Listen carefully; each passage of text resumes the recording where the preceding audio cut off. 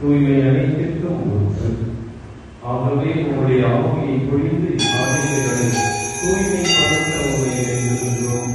இவ்வாறு நாங்கள் இயேசு கிறிஸ்துவின் உடலும் இரத்தமுமாக எங்களுக்கு இவை மாறுவதாக. அவர் பாடுபட உடன் கணிந்து தம்மை கையளித்த போது அப்பத்தை எடுத்து வான் நோக்கி கண்களை உயர்த்தி எல்லாம் வல்ல விண்ணக தந்தைக்கு நன்றி செலுத்தி ஆசி வழங்கி அதை பிரித்து தம் சீடர்கள் அழைத்து அவர் கூறினார்கள், அனைவரும் இதிலிருந்து பெற்று உண்ணுங்கள், ஏனெனில் இது உங்களுக்காக கையளிக்கப்படும் என் உடல்.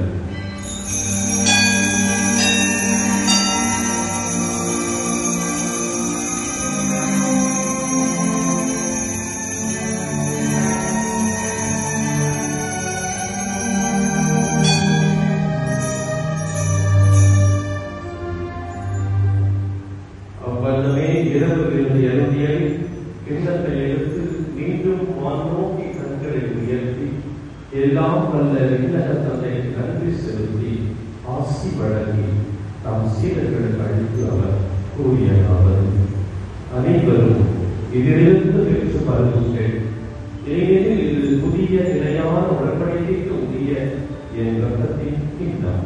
இது பாவ மன்னிப்புக்கென்று உங்களுக்காகவும் பலருக்காகவும் சித்தப்படும். இதை என் நினைவாக செய்யுங்கள்.